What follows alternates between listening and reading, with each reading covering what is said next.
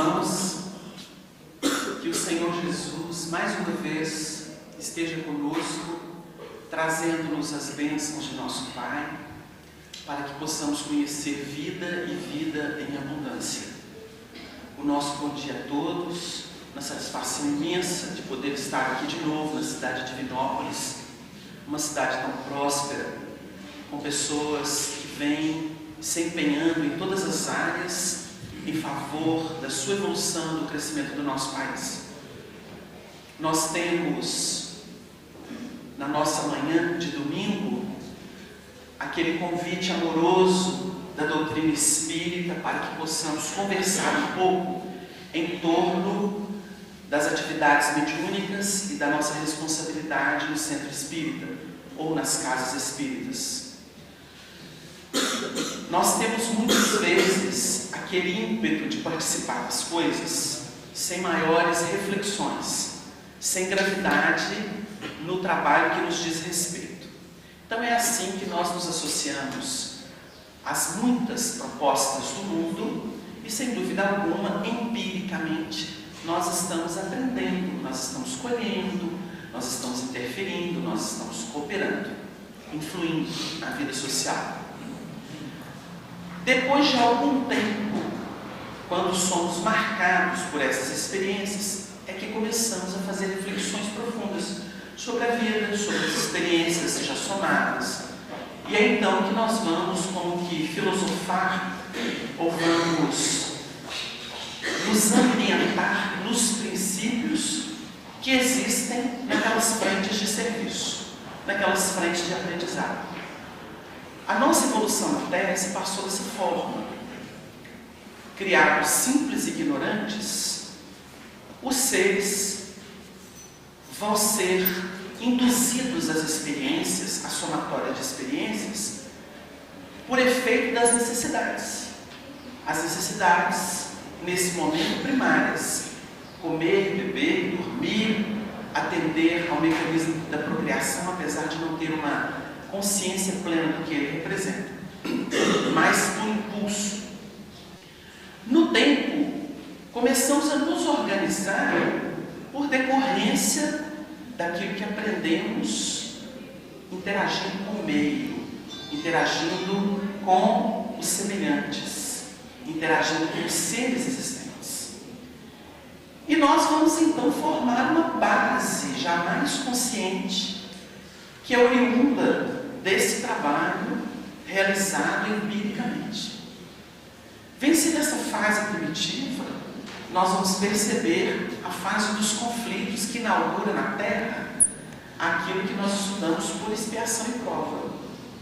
Nós temos textos de Jesus em que ele define que o fato de ver, de poder ver, é que traz para nós o chamado pecado, ou a ira, dentro da linguagem habitual do Evangelho, seja por Paulo de Tarso, seja através do próprio Cristo de Deus. E nós vamos entender que ver significa conhecer. Quem conhece, enxerga. Quem não conhece, é cego. A ignorância define a cegueira. O conhecimento liberta a criatura. Por isso Jesus disse, com muita propriedade: conhecereis a verdade e ela vos libertará.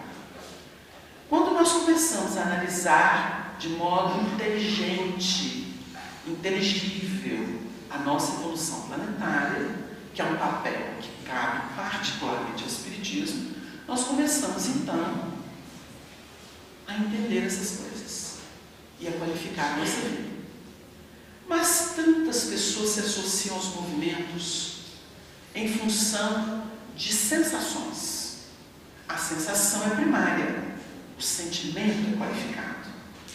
A sensação deu origem ao sentimento. Nós vamos aprender isso na aula espírita. Então nós temos aqueles que se movem por sensação.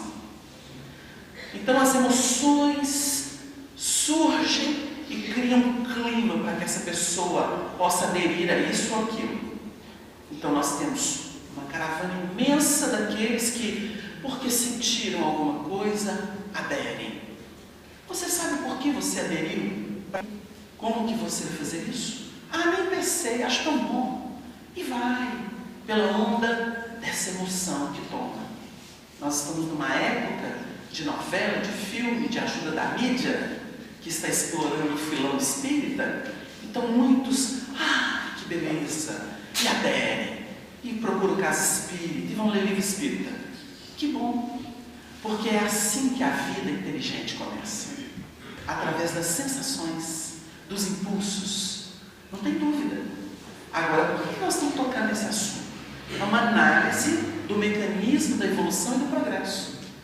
Ela estabeleceu bases interessantes, promissoras em nós, desde a primitividade da Terra. Quando não se conhece a lei, e na linguagem de Paulo, que se faz a lei. Então, o indivíduo que não sabe nada, qualquer reação dele é ganho. Porque ele está desbravando o seu mundo de escuridão, de ausência de experiência, de valores.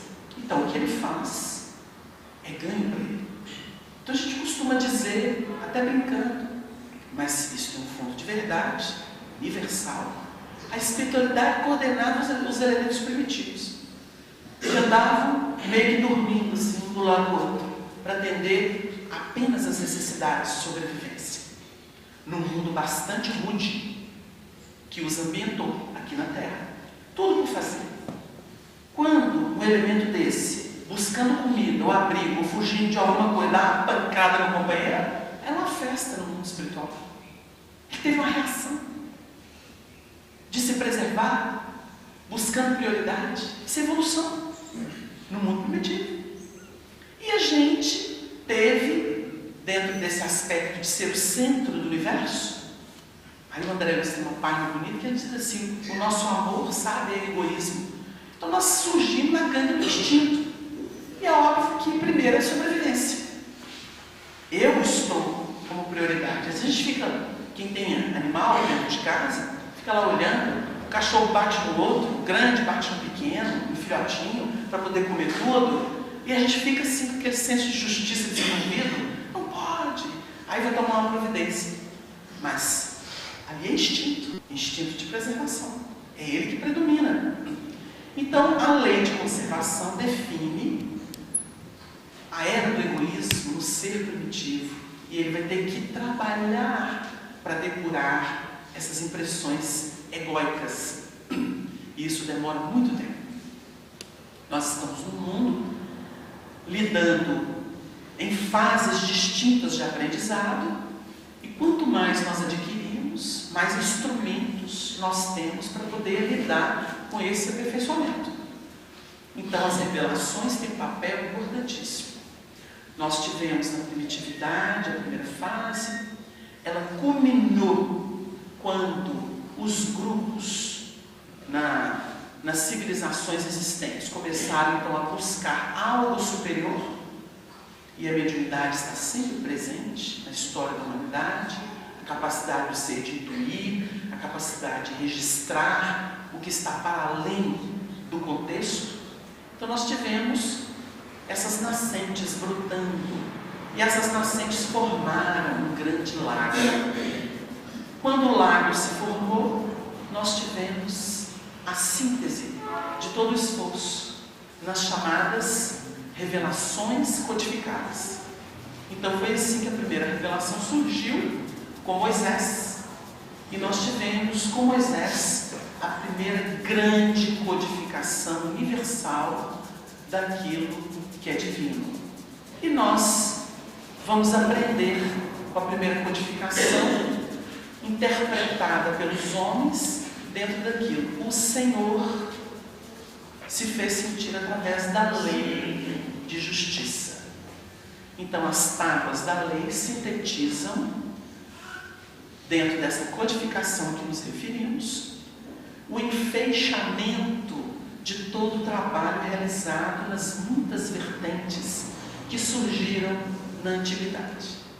Então, quando a gente se refere ao povo egípcio, que segundo a espiritualidade definiu aqui uma espécie de ciência espiritual, avançando, lidando com o povo de uma forma, vamos dizer, eclética, tendo informações e cultivando essas informações em termos iniciáticos, fechados, em que eles bebiam das verdades universais. Tivemos as castas, definidas pelos hindus, e tivemos documentos maravilhosos anunciando o aspecto das revelações divinas. Tivemos o povo de Israel que laborou em cima desse material. Não podemos ignorar que essas culturas tinham uma espécie de comunicação na antiguidade. Havia trânsito de elementos, e esses elementos noticiavam verdades, trabalhos, costumes. Então a costura acontecia. E nós vamos ver aquele grande instrumento para a definição da primeira grande revelação de Deus aos homens, que foi Moisés, naquele ambiente egípcio, sendo preparado para a grande tarefa que lhe competia.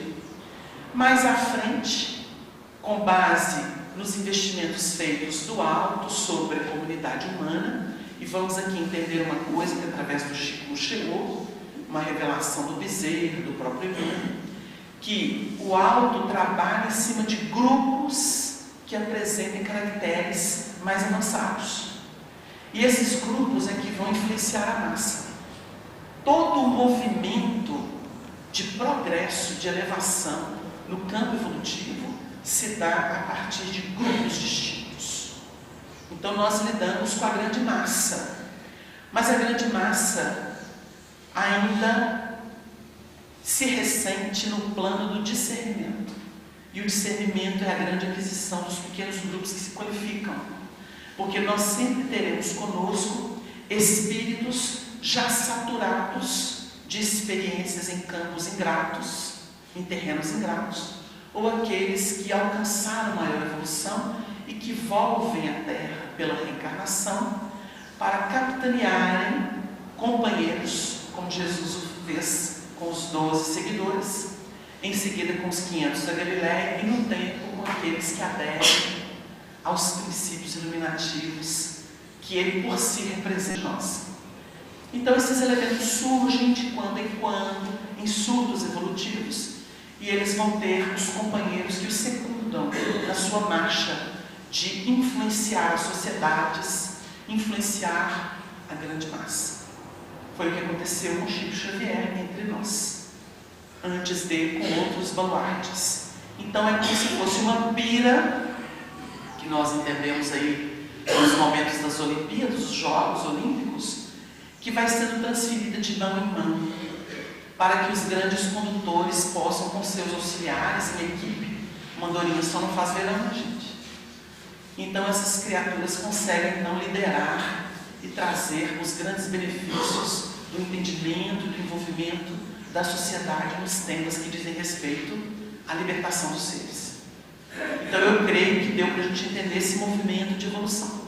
Como nós tivemos a presença do Cristo de Deus após profetas trabalhar intensivamente os terrenos, e aqui nós estamos nos atendo a uma vertente, porque nós temos que considerar os 4 grandes povos, que definem o desdobramento daquele rio que vem do Éden. Então é o problema da migração. Nós tivemos os elementos que tinham caracteres mais adiantados, que vieram fomentar aqui o nosso crescimento.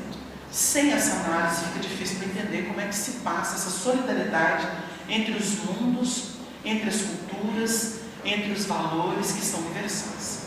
Então eles chegam, trazem desde caracteres raciais aos conhecimentos profundos que passam por ciência, filosofia e religião, que são as principais vertentes.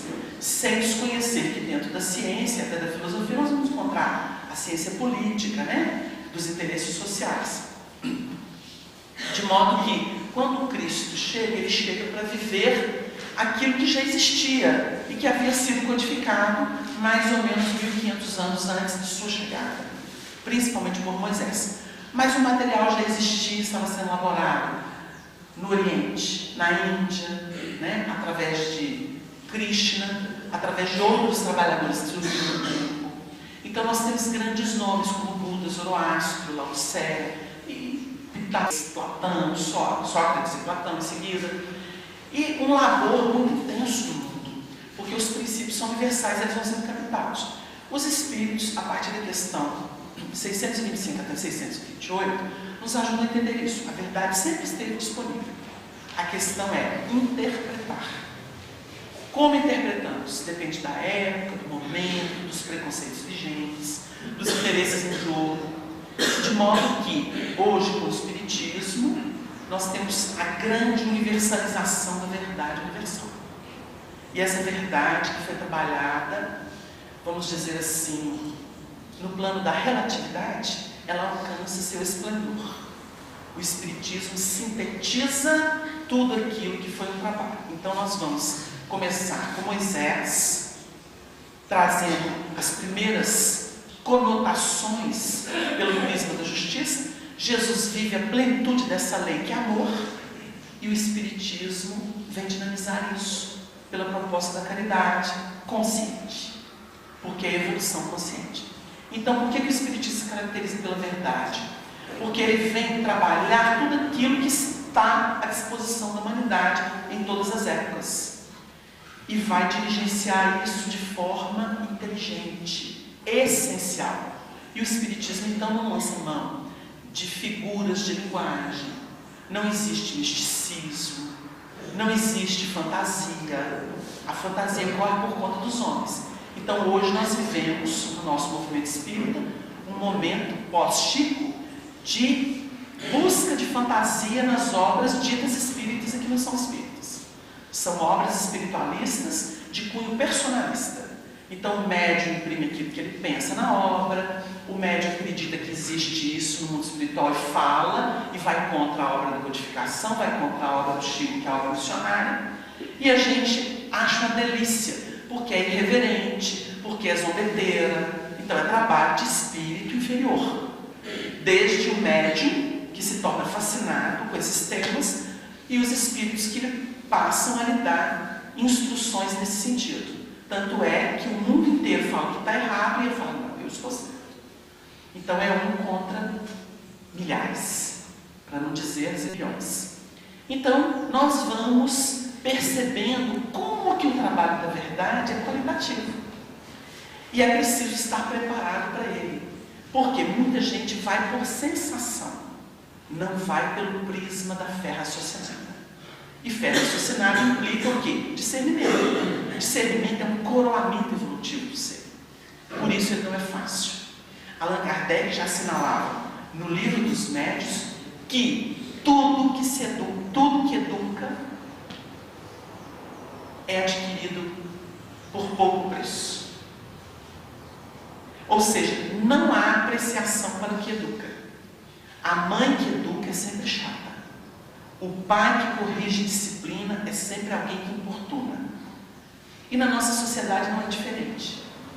Kardec e a obra do Chico são obras de elite, porque impõe, faz a gente se sentir mal, exige mais conhecimento, mais atenção, mais concentração. Agora, obras rasas e mentirosas fazem a gente rir, distrair. Então nós estamos lidando com o quê? Com o interesse do mundo e com o interesse divino. Só uma colocação. Será que seria seletivo? A criatura que estuda o que é verdadeiro tem discernimento para entender as obras que estão aí iludindo as pessoas. Nós podemos dar um exemplo sem citar nomes e obras específicas. Mas vocês realmente acham que se existisse reencarnação no mundo espiritual, Kardec não teria dito? Os espíritos não teriam liberado? Ou será que os espíritos realmente mentiram quando dão a sequência do processo evolutivo? Será que existe gestação no mundo espiritual? O mundo espiritual realmente existe para isso? Então, isso é zombaria, gente. Isso é zombaria. Nós tivemos um Chico Xavier, um médium de largas possibilidades, que nunca mentiu. O Chico muitas vezes se calou no que diz respeito a si próprio. E muitas vezes sorria, segundo os seus mais leais amigos, permitindo a pessoa cultivar suas ilusões. porque ele já havia se manifestado sobre a verdade. Mas quando a pessoa não quer ouvir, não insiste. Isso é do sábio, que permite que o tempo trabalhe pelas desilusões, aqueles terrenos duvidosos que a pessoa cultiva. Então você vira para uma pessoa que está apaixonada por uma outra e você está vendo que está um desastre. Vira para ela e fala assim: não seria melhor você se recolher, dar um tempo? Aí a pessoa ataca quem deu essa recomendação, porque ela está tomada pela paixão. Então, quando a pessoa está tomada por paixão, é bobagem querer deixar. Deixa o tempo. O fogaréu vai deixar cinza. Então a pessoa vai ter grandes desilusões. A doutrina, por si, já é muito clarificadora. Então nós não precisamos ficar insistindo. Nós observamos que quando uma pessoa não tem certeza de alguma coisa, ela repete aquilo toda hora e quer impor para os outros. Então quem fica brigando, tentando impor, repetindo os mesmos temas, que ela própria não tem certeza daquilo. Porque quando uma verdade encontra ressonância no coração, a pessoa tem paz. Então ficam os temas de palpite. Por que o palpite existe? Porque ninguém tem certeza de nada. As pessoas vão por leviandade muitas vezes. Vão por achismo, vão por paixão, vão por interesses. Uma mentira pede, segundo os entendidos, pede 7 outras para se justificar. Então vocês imaginam que ciranda em que essas pessoas entram. Então a gente fica compadecido, porque a tendência, a verdade é universal e a tendência é sempre a desmoralização para quem sustenta a mentira. Então nós temos, na nossa análise até aqui, princípios de vida e luz sendo trabalhados na sociedade. Alguns pegam rudimentos, outros uma percentagem maior. Alguns alcançam, vamos dizer, a metade disso e se tornam sábios. São instrumentos para auxiliar a humanidade. Raríssimos chegam ao topo. A gente costuma dizer, analisando a mediunidade, sobre filtragem, e que o Chico alcançava um nível que quase não tinha chamado personalismo. Mas por que tinha que ter personalismo? Porque os espíritos utilizam a linguagem humana. E eles vão utilizar o arcabouço do médium. Não somente desta vida, mas de outras. Então o Chico apresentava uma evolução admirável em muitas posições, né? Em termos intelectuais, porque uma vez o Chico deu uma entrevista para a Rede Manchete e ele definiu o seguinte, quando perguntaram para ele assim: mas o senhor é muito inteligente, conversa muito bem. Então ele salientou que além da inteligência que ele desenvolveu em outras vidas, de modo lamentável, ele tinha a assistência dos bons espíritos, principalmente Emmanuel, que ensinava muitas coisas para ele, nessa existência como médium. Mas ele não abriu mão da inteligência do passado, que, segundo ele, fora desviada no depoimento. Então o Chico fala dando fundamento para as coisas. Então nós observamos que é uma criatura ilustrada em múltiplas circunstâncias graças à reencarnação. E ele pode oferecer um leque de possibilidades para os espíritos, dada a sua sensibilidade tremenda. A sensibilidade do Chico era raríssima. Raríssima. A gente não encontra um medianeiro com os credenciais, as características do Chico, porque além da técnica, da facilidade técnica, vamos dizer assim, ele apresentava os valores morais de ajuste à vontade que nos governa. Então nós tínhamos ali um elemento muito especial. Considerando isso, nós percebemos que até a chegada da doutrina espírita, que é a terceira grande codificação da verdade divina com objetivos educativos, nós vamos ter uma caminhada multimilenar. E essa caminhada, que deságua na doutrina espírita, é um coroamento. Então nós vamos entender que no nosso movimento espírita existem aqueles que se qualificaram no tempo e que hoje se veem comprometidos. Muita gente chega na casa espírita, mas por que nem todo mundo se torna um trabalhador ativo da casa do movimento?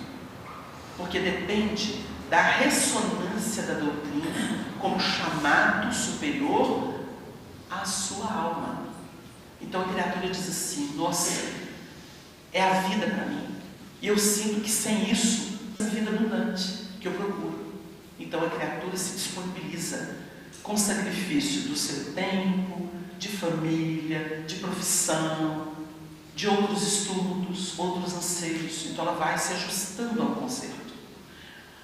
Quando ela passa, se pode, se a circunstância surge, estudar sobre o assunto, ela vai esbarrar naquilo que, por exemplo, sobre médiuns, e que cabe também para os trabalhadores em outras frentes, com outro tipo de mediunidade que já é intuitiva, não é ostensiva.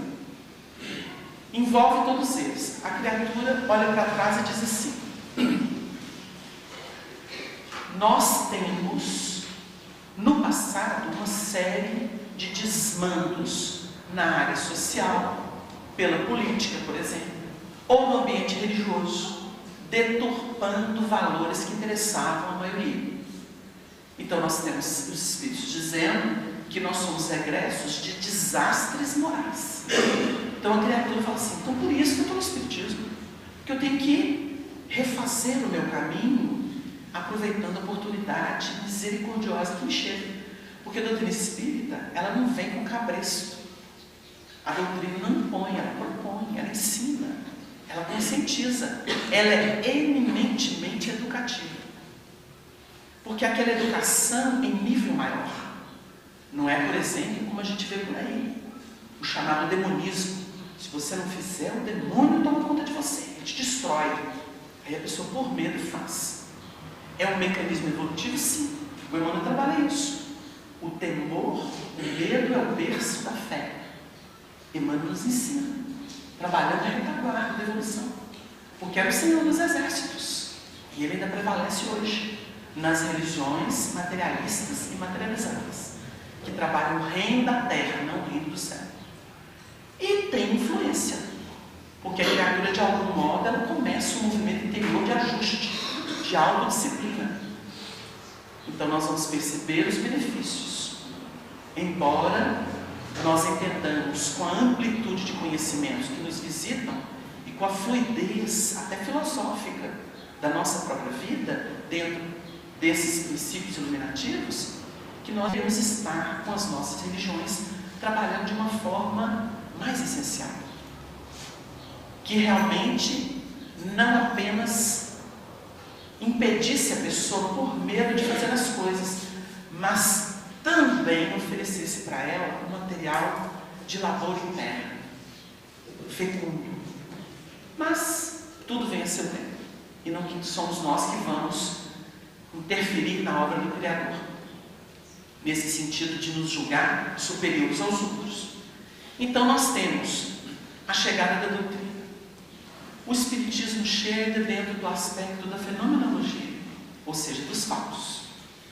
Quando aquele emérito professor francês, que seria conhecido mundialmente por Allan Kardec, seu pseudônimo, quando ele começa a observar, ele exaustivamente labora no terreno. Nada foi fácil, numa época que não havia facilidade em aspecto algum, se comparado com hoje, a nossa realidade hoje. Então esse emérito educador, homem de ciências, ele vai descobrir os bastidores da fenomenologia, vai trazer toda a mecânica dessas manifestações explicada racionalmente, com lógica, com bom senso. Vai facilitar a vida das criaturas após o lançamento do Livro dos Espíritos, que seria a revelação que então se deu, e que ele vai trabalhar sobre ela de modo inteligente, uma inteligência rara, seletiva, superior.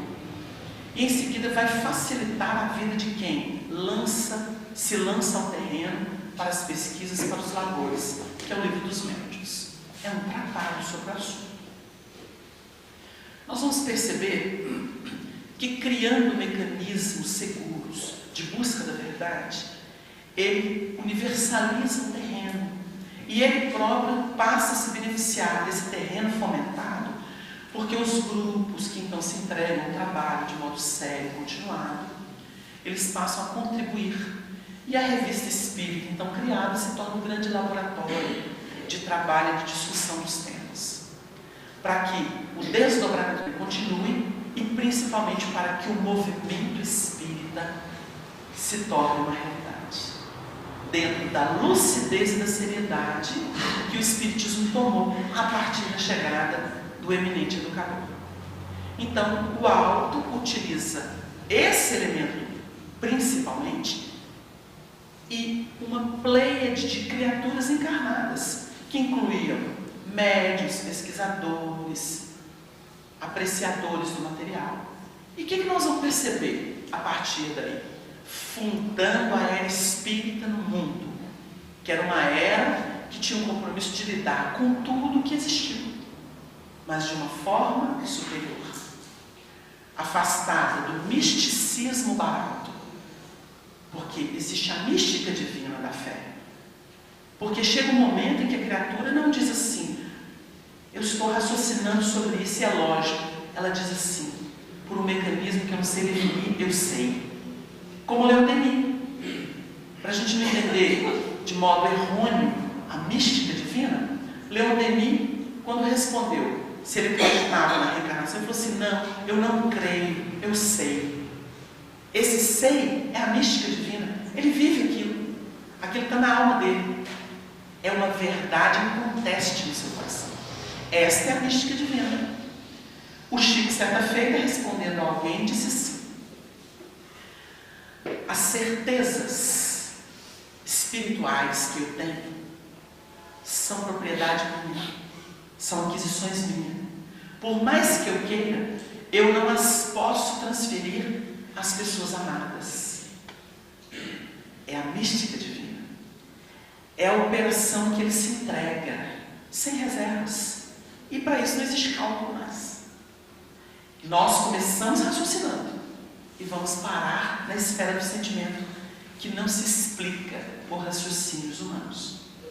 Então essa é a mística divina. Mas existe o misticismo barato. Há médium que baixa o santo dele e que precisa de 5 para segurar. Isso é obsessão. Isso foi estudado por Allan Kardec. Isso foi trazido pelos espíritos superiores a serviço do Cristo. E isso não é mediunidade, é perturbação. Uma pessoa que não tem equilíbrio, que precisa de 5 para segurar quando ela recebe o espírito, ela está obsidiada. Isso não é mediunidade, é mediunismo. Não tem doutrina, não tem preparo. O que é mediunidade? É a qualificação de alguém que se coloca a serviço da vida iluminada. A mediunidade surgiu no Espiritismo, em todos os aspectos, porque o mediunismo sempre fez parte da história da humanidade. Joana d'Arc tinha surtos, porque as forças espirituais vinham. Não tinha controle. O Espiritismo veio estabelecer uma ciência nova, a partir do limite da nossa ciência oficial, que não entra nesse campo. Ou quando entra pela psicologia, a psicologia é materialista. Tudo bem que está acontecendo em vertentes de trabalho, considerando já o ser integral, mas isso é novo. É uma proposta que ainda lida com os preconceitos. Nós temos ciências de vanguarda, poderíamos citar aqui a homeopatia e outras, mas apesar de ser hoje uma especialidade médica, quantos médicos torcem o nariz e dizem, isso é bobagem, isso é placebo, efeito placebo, porque não conseguem compreender a essencialidade das coisas, o dinamismo dos elementos no cosmos. E o Espiritismo nos oferece, de modo filosófico-científico ou científico-filosófico, a estrada que nos enseja a perceber espírito e vida. Então a doutrina espírita surge. Então Allan Kardec começa a trabalhar. Ele lida com mediunidade. Primeiro através de fenômenos, e descobriu que esses fenômenos de efeitos físicos redundavam de material que sai de pessoas. Hoje tem um homem ectoplasma. Esse material é emanado dos encarnados. É o fluido animalizado que os espíritos utilizam para se fazerem sentir no nosso ambiente. E eles entram no nosso meio e fazem coisas que nós ficamos assim, sem poder explicar até a chegada do Espiritismo, que então esquadra. Tudo isso explica e ainda fomenta a produção.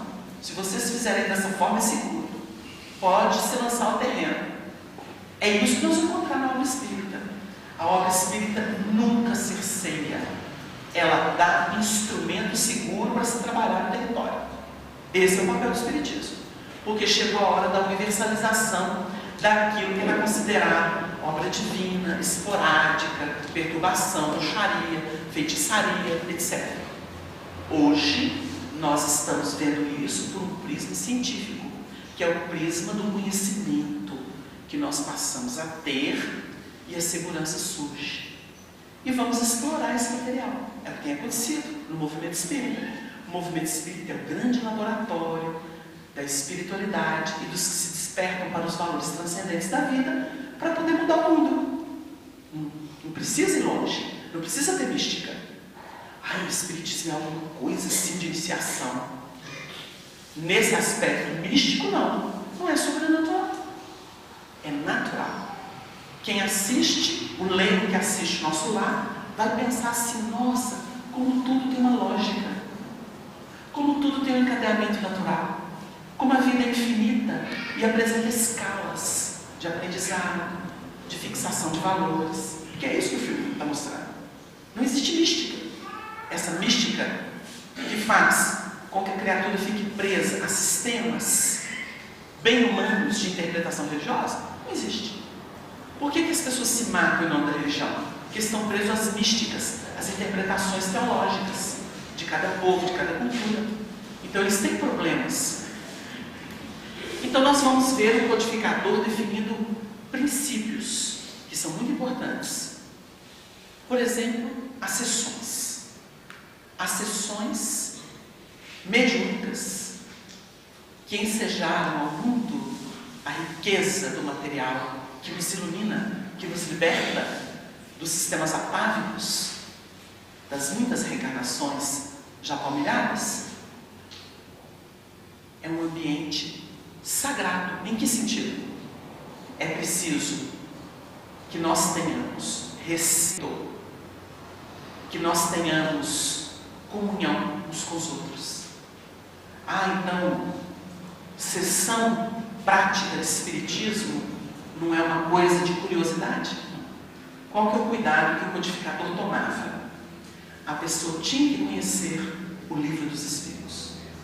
Ela tinha que ler e entender a primeira obra que os Espíritos nos trouxeram, pela mediunidade ambientada na fenomenologia que deu origem ao trabalho. É um ambiente fecundo.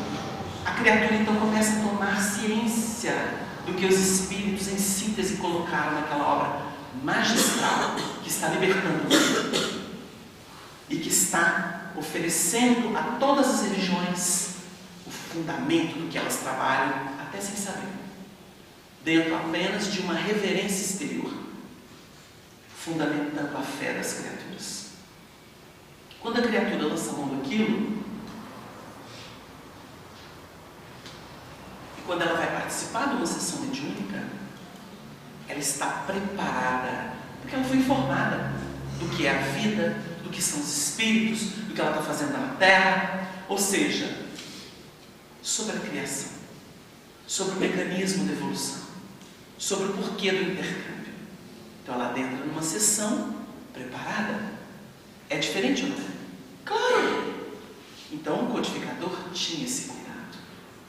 E na sessão, o clima de reverência ao Criador, porque estava provado que a vida é sagrada, que todo o mecanismo da evolução é expressão do amor divino em favor dos seus filhos. Aquilo tudo ganhou fundamento, fundamentação científica e filosófica. Então a filosofia de todos os tempos encontra no Espiritismo a sua redenção. É o que muita gente não entende. Aí fica assim: eu vou lá para o Nietzsche. Tem maravilhas em Nietzsche, tem maravilhas no Pietro Baldi, mas todos são relativos. A linguagem dos espíritos superiores, em síntese, resume tudo. Porque trata de essência, não mais de forma, de condição. Condição é alguma coisa que vai desaparecer no tempo. A reencarnação é uma condição. Hoje nós a temos por instrumento de evolução. Mas quando o espírito estiver depurado, não precisa disso mais não. É uma condição dos espíritos em aprendizado. É uma bênção, mas é uma condição. A nascer como homem e como mulher, condição. Porque vai chegar um dia que o ser é pleno. Ele não tem uma face para ser desenvolvida, para ganhar habilidades nessa condição feminina masculina. São polaridades que se fundem. Então a gente olhava para o Chico e falava assim, o Chico não é homem nem mulher. Por causa da evolução dele.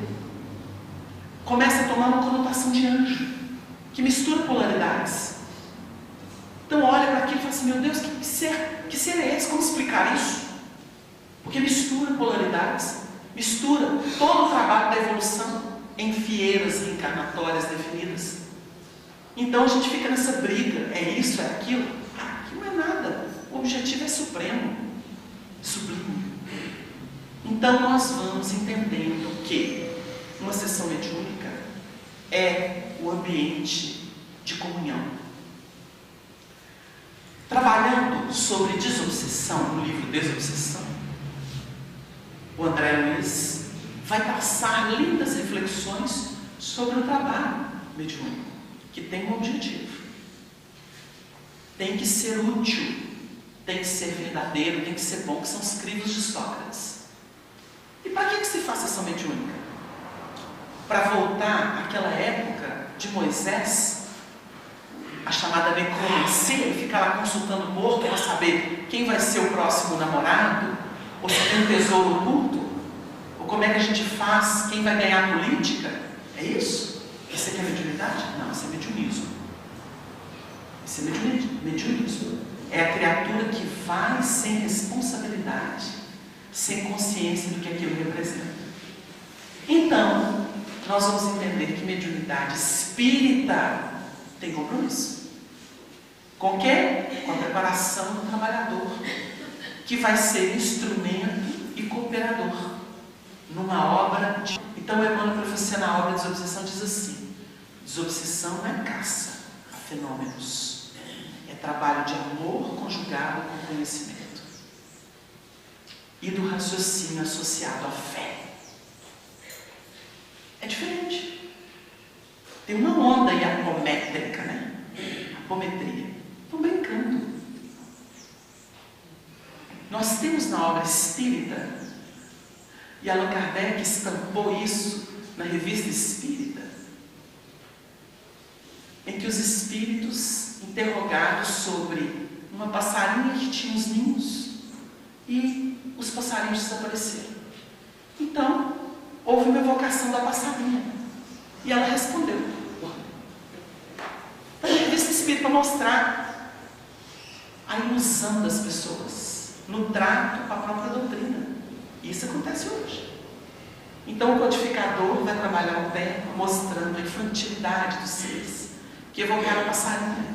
E ela respondeu e deu uma explicação por que os passarinhos filhotes sumiram do ninho. Aí os espíritos superiores convocados a dar o testemunho disseram assim: evocai as pedras e elas responderão. Sabe por quê, gente? Porque tem espíritos zombeteiros para fazer o que quiser. Eles falam o que a pessoa quer ouvir.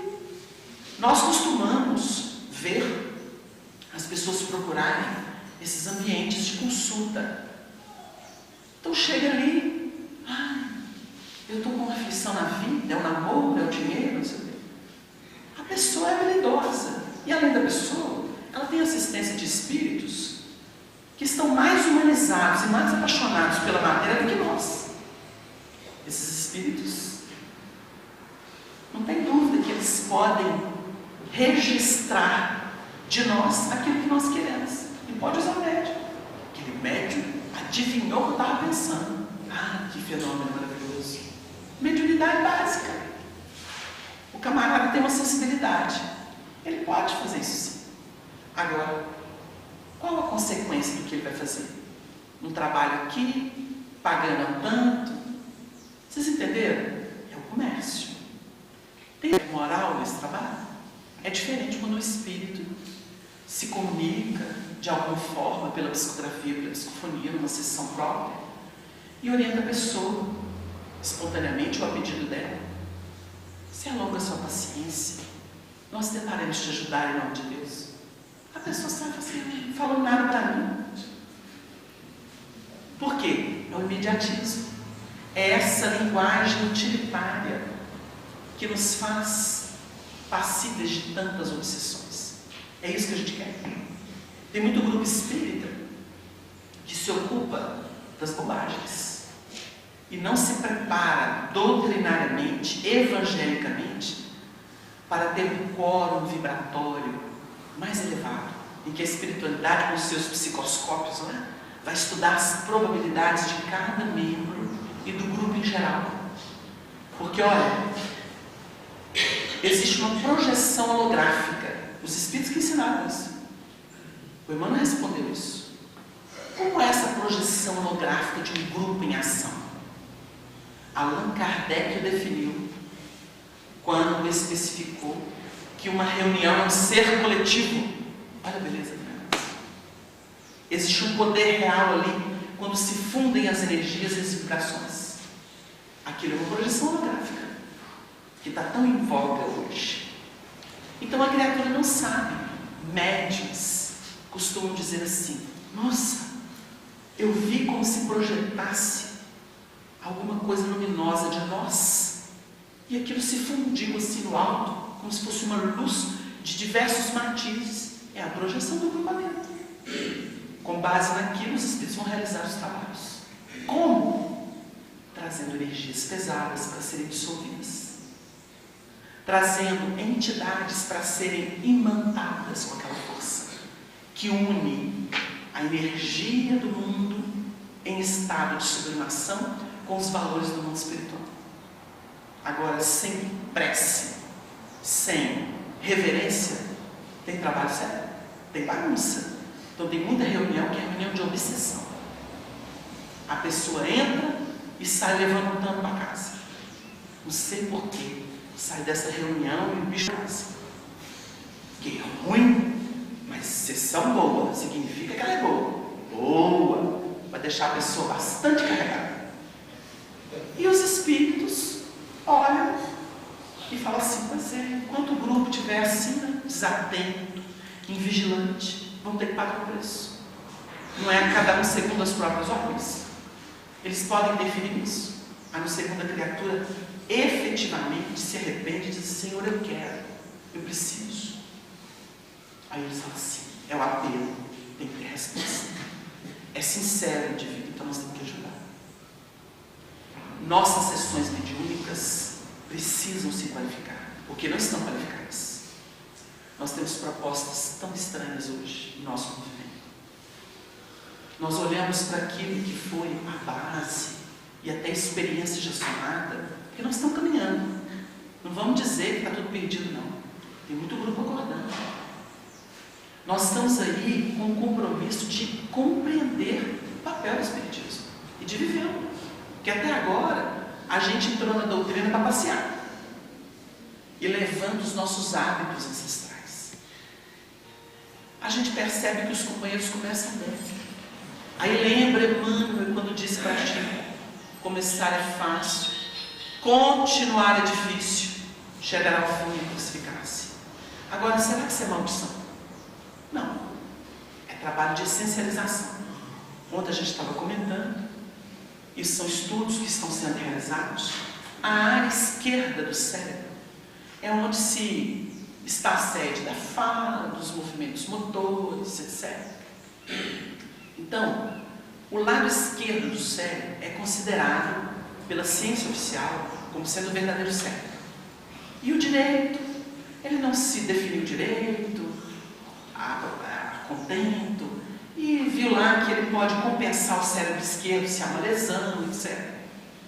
Mas os estudiosos, pesquisadores têm trazido para nós que a personalidade está no cérebro esquerdo. Mas a individualidade, o ser espiritual, ela se situa mais no cérebro direito. O direito tem um papel quase que de coordenação de atividades específicas que definem o ser, personalidade. Então, no caso, Wagner de hoje. Mas esse cérebro esquerdo recebe a influência do direito, por mecanismos que a ciência não conseguiu detectar. Então, poderíamos dizer que nós temos a mente influenciando o cérebro prático, aquilo que são as funções ordinárias. E nós estamos vivendo muito a personalidade. Por isso que é fácil entender aquilo que vem e que faz sucesso entre nós, porque fala a língua da personalidade. E a gente precisa salientar isso não como ataque, mas como reflexão. Porque o nosso movimento espírita, com o Chico, tinha uma chancela e ninguém ousava. Depois do Chico, está todo mundo fazendo carnaval. E é carnaval. Porque as companhias não são boas. Zombaria, crítica a todo mundo, pedrada em todo mundo. Todo dia surge um palpite sem fundamentação universalista. Porque o Espiritismo não surgiu de uma cabeça e nem de um médium. O Espiritismo é o produto das vozes que, como trombeta, soaram, despertando aqueles que tinham olhos de ver e ouvidos de ouvir. E o que, por sua vez, tinha o papel de ajudar os que sequer ouviram alguma coisa. Então, nós temos uma doutrina toda pronta para influenciar a humanidade. Ela é o sangue que vai percorrer as artérias do mundo. Mas temos o vício humano tentando coagular o sangue, adulterar-lhe naquilo que ele representa como nutrição espiritual.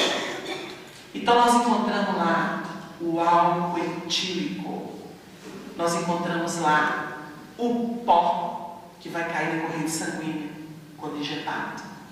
Vocês entenderam? Quando a gente olha para a sociedade e fala assim, nossa, está tomando um vício, no meio espírita também tem.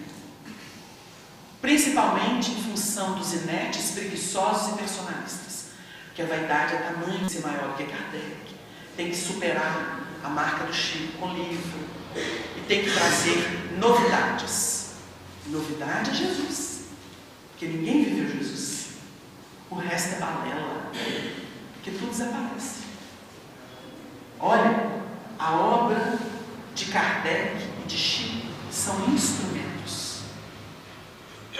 Porque elas trazem de novo a essência, o que Jesus viveu entre nós. Porque é espírito e vida. Precisamos da filosofia e precisamos da ciência, que é essa prática, esse conhecimento, essa descoberta crescente? Sim. Nós estamos a caminho. Agora temos que saber. Aí o Paulo diz assim, tudo me é lícito. E não é? Se eu quiser, posso fazer a sessão bagunçada, o que for. É meu direito. Eu sou um cidadão do universo. Não tem cabresto do espiritismo? Tem? Será que alguma instituição com fé, me ama, ame, crê, ame, pode interferir e falar assim, você não pode fazer isso? Não. O que pode dizer é assim, ó, você não deveria fazer dessa forma, sendo espírita. Não deveria. É hipotético. Se a pessoa disser, mas eu quero, então tá bom, Deus te abençoe. Se você precisar da gente algum dia ali, para alguma comissão, nós estamos à disposição. Esse é o papel. Porque o movimento espírita é o único movimento que não faz ingerência nas casas. O povo ataca muito. Mas ataca porque diz Emmanuel que só os inúteis não têm adversários. Agora, muita gente faz besteira, colhe, porque planta espinho e fica falando que é vítima. É vítima de si mesmo. Agora, tem gente que apanha, como o Chico já veio apanhou. E apanha até hoje. Tem gente que ainda fala mal. Mas essa treva moldura a grande luz. Quanto mais ataca, mais bonito fica. Então nós temos um compromisso muito grave na casa espírita, de espiritizar as casas.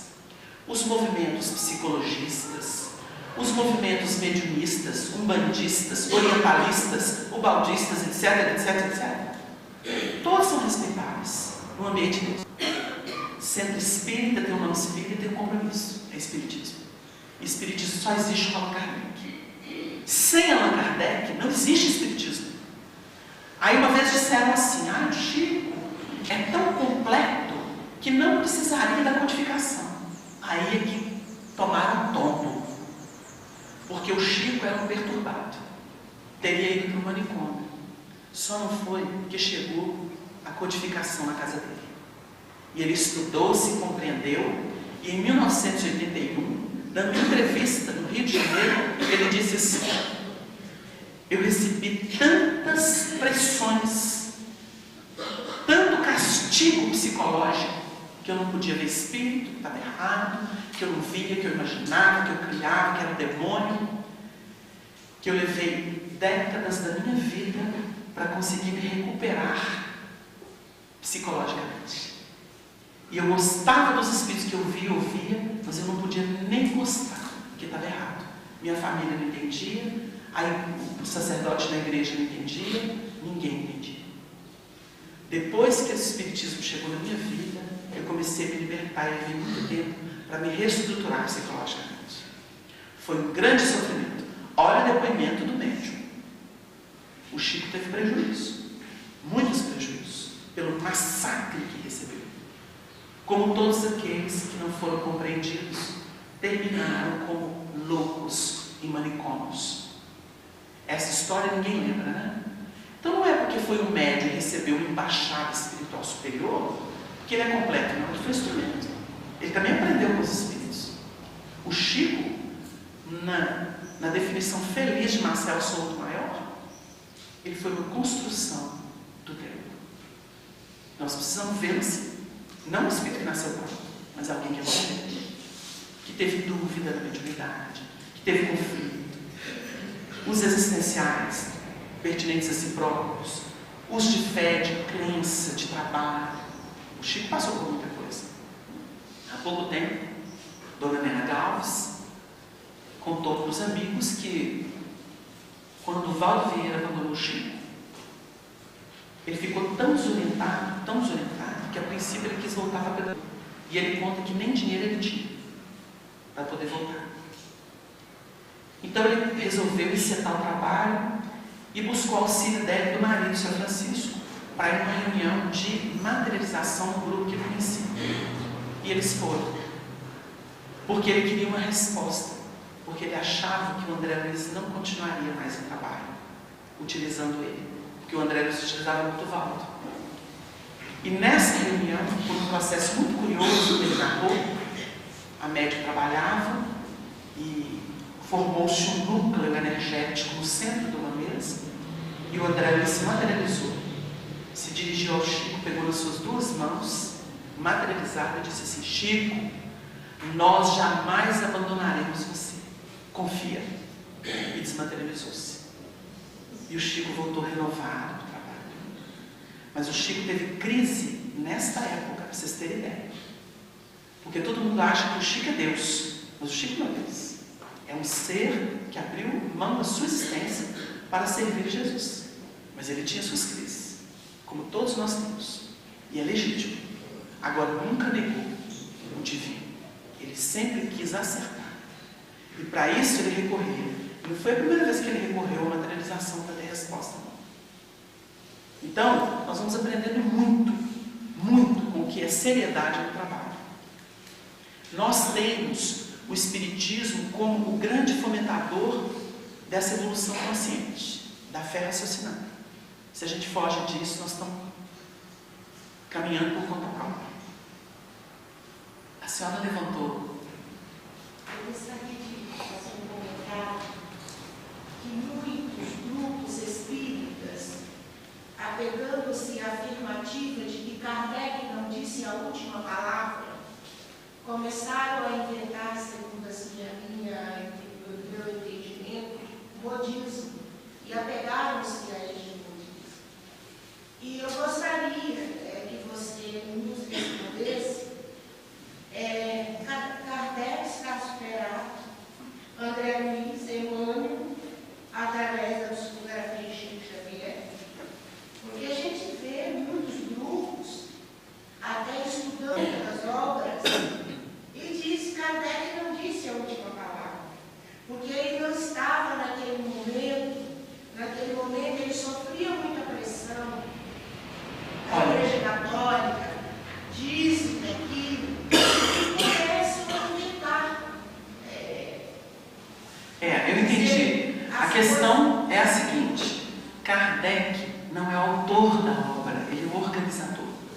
O autor da obra é o Espírito da Verdade, Espírito de Verdade, que é, segundo o codificador na Revista Espírita, um nome próprio, o de Jesus. Kardec recebeu essa informação, que o Espírito de Verdade era o próprio Mestre. Então é o seguinte, Jesus coordena uma pleia de espíritos superiores que fizeram a evolução, que dão aula de todas as probabilidades que existem no planeta Terra. Então eles trazem a verdade que é universal. Não é a verdade da Terra, é a verdade universal. Quando, por exemplo, Vicente de Paulo diz assim, a caridade é a âncora em todos os mundos, blá, blá, blá. Quando ele traz aquilo, ele está trazendo uma verdade universal.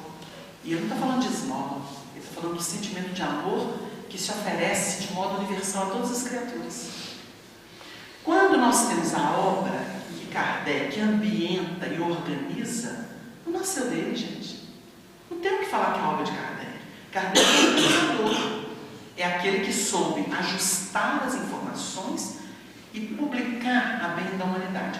Agora, o presunçoso vai dizer assim, essa obra está superada. Ué, se ele conseguiu superar a evolução de Jesus que nos governa, então ele pode dizer isso. Mas até lá, ele vai ter que lamber chão para falar o nome do Cristo, para falar do Espírito de Verdade. Vai ter que lamber chão. Aí a gente nota o jogo da treva, que quer desfigurar a obra espírita. Porque quer acoplar a obra espírita tudo aquilo que é processo místico e personímico.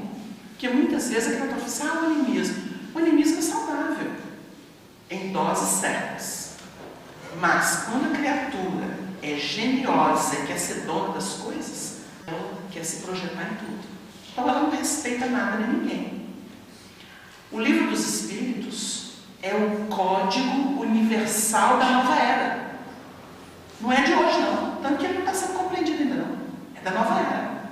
A regeneração se rege pelos princípios que estão ali codificados. Ele está preparando um novo tempo. E sabe quem que vai beber nessa fonte? Espíritos mais evoluídos do que nós, que estão começando a chegar no planeta para estabelecer um novo tempo, dentro do progresso que está profetizado e se justifica pelas lutas que já vivemos como consequência. Então nós vamos ver aí essa meninada chegando, muitos deles sem a menor dificuldade de falar de espírito, de espiritualidade, de Deus entre nós, na nossa vida. E a gente olha assim, é que aprendeu. Então é um amor, porque eles não estão reencarnando mais embotados mentalmente. O fluxo começa cedo. A Terra está mudando. Coitados daqueles, pobrezinhos daqueles, que estão tentando obstar o progresso. O progresso é como um trator que passa sem respeitar aqueles que se colocam contra ele. Talvez não seria essa a grande dificuldade que a gente tem de aceitar Kardec como instrumento, da mesma forma que o Cristo foi instrumento na mão de Deus. Então, muitas vezes a gente mistura, né? Kardec com o Espiritismo. Exatamente. O codificador com a obra dos Espíritos, né? O livro é o livro dos Espíritos, não é de Kardec. Então a gente vê pela presunção das pessoas quando elas falam isso. Quem fala isso nem estudou, nem teve aquele pensamento de analisar a obra e já sai passando por cima. Isso é dos apressados, dos tendenciosos. Então a vaidade faz coisa que a gente até duvida, né? Mas é preciso tomar cuidado. Não importa, são cegos, guiados por cegos, cairão ambos no fosso da desilusão. O problema é deles. Nós temos que ter um objetivo no movimento espírita, não é o de dominar a massa, não. Ninguém faz. Nós temos que ter aquele compromisso de viver com qualidade. Um que se ilumina responde por centenas ou milhares, dependendo da sua potencialidade. O Chico influenciou não somente o Brasil, o mundo. Então vocês imaginam, uma criatura. É o fermento que leveda a massa toda. É a luz que alumia a escuridão. Nós não espiritismo para os outros, temos que trabalhar o espiritismo para nós. Muita gente vem sarcasticamente com temas que são polêmicos hoje no movimento. Aí a gente olha assim e responde com tranquilidade. Cada um tem o que merece. E é verdade. Então, por exemplo, essas questões sobre natureza do Chico, sobre o que Chico falou, né? Hoje a gente estava chegando aqui, aí um companheiro virou e falou assim, hoje tem programa do Chico. Eu falei assim, pena que estão reeditando a bobagem do código. Porque o doutor Eurico Starnan deu uma entrevista na Rede TV, por telefone, e disse o seguinte, não existe palavra nem número. Na verdade, a senha é o Chico. A gente reconhece o Chico. Essa é a senha. Mas acontece que os que gostam de ganhar dinheiro com o Chico querem manter o quê? Exclusividade. A gente tem visto coisas de assombrar. Porque o Chico virou uma celebridade mundial. E isso dá dinheiro, gente. Quem esteve do lado do Chico por interesse financeiro ou de projeção, não vai abrir espaço fácil para ninguém. É aquela história de um templo que tem que falar mal dos outros porque funciona como loja, que vende produtos. Se a outra loja está fazendo sucesso, ele tem que difamar aquela loja, porque senão a dele não vende. Nós não podemos cair no jogo da treva. Porque, olha, eu ouvi isso de uma amiga há pouco tempo. Ela disse assim, Angélica Maia de Lavras, que é atuante do CRE, do Conselho Regional, lá naquela região maravilhosa. Ela virou para a gente e falou assim, Wagner, nós precisamos aprender com os agentes da treva. Eles são pacientes, obstinados, não são melindrosos, enfrentam tudo e qualquer situação para chegar no seu objetivo. Eles têm essa tenacidade. A gente que se diz cristão, melindra à toa, não tem paciência de esperar, não tem gravidade no que faz. Por isso que é fácil derrubar a gente. Olha o raciocínio dela. Olha o raciocínio dela. Ela disse uma grande verdade. A gente vira para um espírito desse, pode xingar ele ainda ri da gente. Ri da gente. Então é preciso ter muito cuidado. Nós precisamos trabalhar com discernimento. Está faltando discernimento no nosso meio. Nós estamos indo muito pela emoção. Fulano, amigo de Chico. A prova, a ferro e fogo é amigo. Temos que ver os objetivos. Tem uma pessoa que fala do Chico aí para o mundo inteiro. Mas a maioria desconhece que essa pessoa fala do Chico até na hora da desencarnação e mesmo depois. E essa pessoa foi expulsa da casa do grupo do Chico 8 anos antes do Chico desencarnar. E o Chico ainda publicou num jornal de Uberaba a justificativa daquela expulsão. E ninguém sabe disso. E, no entanto, é o amigo que acompanhou, que sabe tudo. Então é preciso que a gente tenha muito cuidado.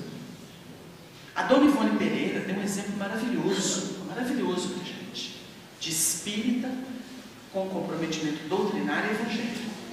Porque Dona Ivone, eu li uma carta de Dona Ivone, com quase 80 anos, ela escreveu para uma senhora que nós conhecemos, e ela guardou essa carta como um tesouro, ela dizendo assim, minha filha, eu não tenho mais condição de lhe orientar, eu estou envelhecida, não tenho mais as minhas faculdades mediúnicas, como outrora, estou adoentada, você procura um centro espírita na sua região, lá com certeza vai haver bons médios, então você peça a orientação de que necessita. E no mais eu peço que você ore por mim. Olha o honestidade de Dona Ivone. Dona Ivone envelheceu e confessou que não estava mais apta ao trabalho. Ao invés de ficar aí inventando moda. Nós temos baluartes que nos deram exemplos maravilhosos. Que suportaram cruzes pesadíssimos. Mas que saíram limpos da terra. Limpos. E que estão hoje brilhando no mundo espiritual. Então, Então, o centro espírita tem que ser espírita. E uma sessão mediúnica, ela tem que ter qualidade. Fazer psiquismo, a gente pode fazer até na rua, não precisa de ser espírita. Fazer bagunça, qualquer ambiente serve. Agora, para um trabalho de amor, de atendimento às necessidades humanas, é o trabalho de educação, gente.